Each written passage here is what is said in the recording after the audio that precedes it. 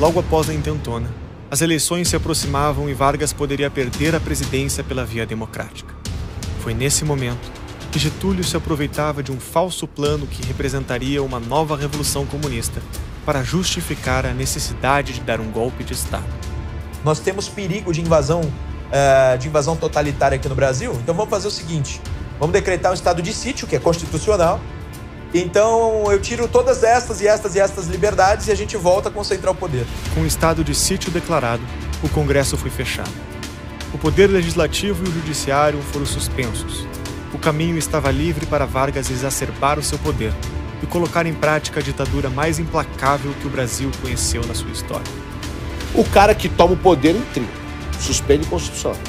Aí, por pressões paulistas, faz uma Constituição em 34. E aí, 37, quando teria a votação para ele sair fora, o cara me dá um golpe igual Hitler, que é o fogo do hashtag, e proclama um Estado novo, colocando uma Constituição extremamente centralizadora, ditatorial. Em 10 de novembro de 1937, o antes golpista e agora ditador Getúlio Vargas se dirige ao povo brasileiro com um manifesto à nação, promulgando uma nova Constituição e instaurando o Estado Novo. Com a finalidade de justificar as medidas autoritárias e centralizadoras, Vargas disse: é a necessidade que faz a lei. Tanto mais complexa se torna a vida no momento em que passa, tanto maior há de ser a intervenção do Estado no domínio da atividade privada. Que tão somente institucionaliza o governo discricionário que o Vargas já vinha praticando, ele que, por índole, por temperamento, por personalidade, era incompatível com a democracia, jamais se compatibilizaria com ela, estabelece então a ditadura mais completa que o Brasil teve na sua história, que é o Estado Novo. Esse período é o período de eclipse, de obscurecimento de toda a nossa tradição liberal, o período mais fechado que nós temos, mais sombrio nesse aspecto. Quando José Bonifácio disse que o brasileiro seria o novo ateniense se não caísse na tirania de Estado, era sobre esse exato momento que ele falava. Vargas é a personificação da tirania de Estado. O novo Brasil, o Estado Novo, era resultado dos anseios de poder de seu governante. Por decreto, Vargas extingue todos os partidos políticos, atitude emblemática de quem busca o poder total. Todos os prefeitos passavam a ser nomeados pelos governadores dos estados. Os governadores, por sua vez, eram nomeados por Vargas. Era a falência da democracia. Além de controlar todas as instâncias, Vargas queria mesmo era diminuir o poder dos estados, inaugurando a era da federação de mentira que temos até hoje. Para isso, um ato simbólico foi realizado. Uma cerimônia digna da Alemanha nazista, as bandeiras dos estados foram queimadas. Estava proibido ostentar bandeiras e demais símbolos estaduais. Qualquer demonstração de regionalismo era uma afronta ao novo regime. Francisco Campos, ministro da Justiça de Vargas, afirmou: bandeira do Brasil é hoje a única, hasteada a esta hora em todo o território nacional, única e só. Não há lugar no coração dos brasileiros para outras flâmulas, outras bandeiras, outros símbolos. No contexto da formulação do novo brasileiro, estava proibido o ensino de línguas estrangeiras. Essa prática era muito comum em locais de colonização alemã e italiana.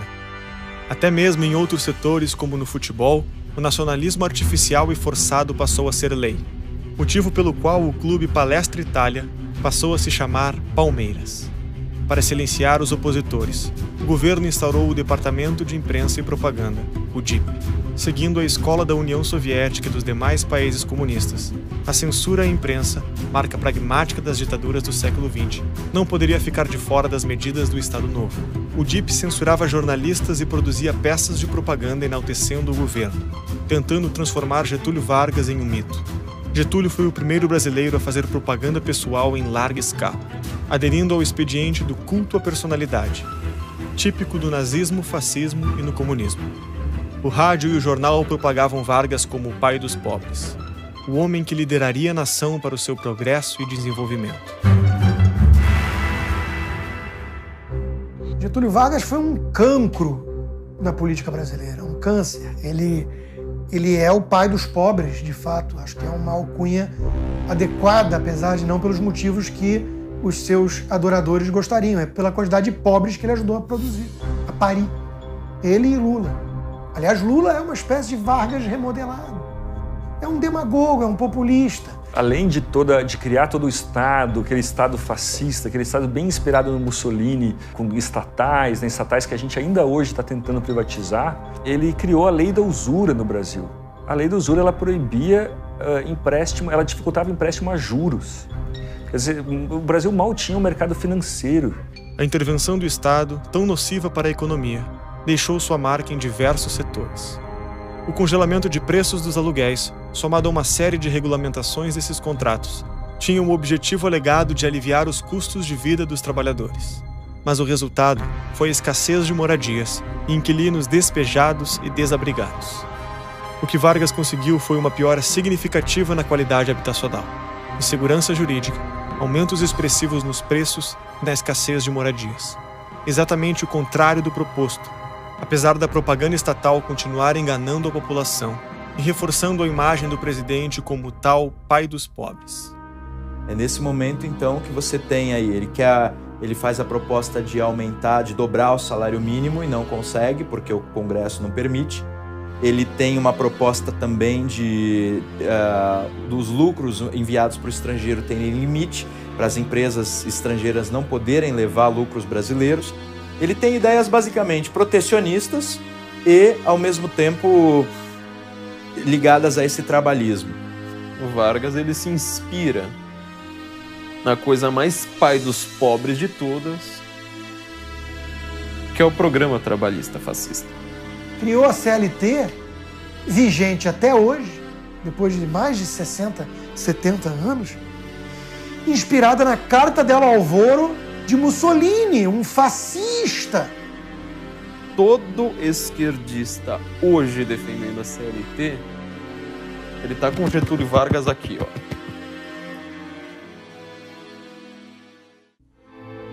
No longo prazo, as leis trabalhistas prejudicam os trabalhadores, aumentando o chamado custo Brasil. Por que investir no Brasil é tão desvantajoso? Impostos e encargos trabalhistas oneram em excesso as empresas, gerando a inflação que corrói o valor dos salários, diminuindo seu poder de compra, resultando no empobrecimento geral do povo. O custo Brasil faz com que empresas contratem menos pessoas e afastem investidores estrangeiros, que preferem economias que dão mais retorno ao seu investimento. Quem defende a CLT no Brasil hoje? Quem defende o legado de Vargas como positivo? Quem defende os sindicatos fortes? Quem defende um Estado onipresente e intervencionista? Lembrando do slogan de Mussolini, nada fora do Estado, tudo pelo Estado, tudo para o Estado.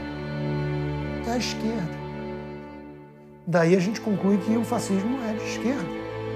Mas isso pode dar nó na cabeça de muita gente, que aprendeu a repetir que fascismo é só de direita. Esse é o político que Lula, que Dilma, que Cristóvão Buarque, que, sabe, Ciro Gomes, toda a esquerda brasileira atual se inspira. Na hora de falar, olha, o Brasil ele se modernizou, o Brasil é um país novo, o Brasil, a gente quer manter os nossos direitos, a gente quer criar direitos trabalhistas. Isso é varguismo 2.0. É a história do Brasil que a gente não aprende na escola. O populista olha para a próxima eleição, o estadista para a próxima geração. Ou seja, falta no Brasil estadista. Falta quem esteja preocupado com as políticas de Estado, não com as políticas de governo apenas.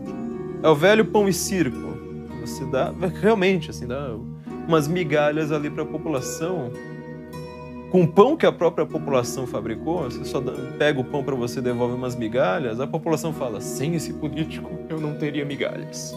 Concentrar poder demais no Estado, nesses sindicatos em simbiose com os grandes empresários, isso é tudo aquilo que o liberal não defende. O capitalismo não é isso.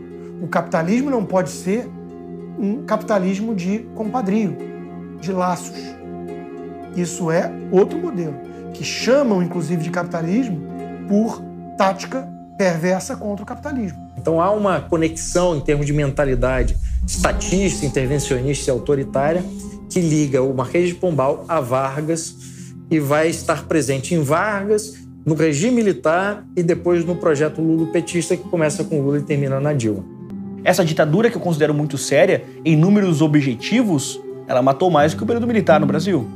O período militar, tantas vezes citado e lembrado como o grande atentado de nossa história democrática, na verdade, perto do período Vargas, e inclusive no contexto da dificuldade de acessar fontes do próprio período Vargas, foi uma brincadeira de criança.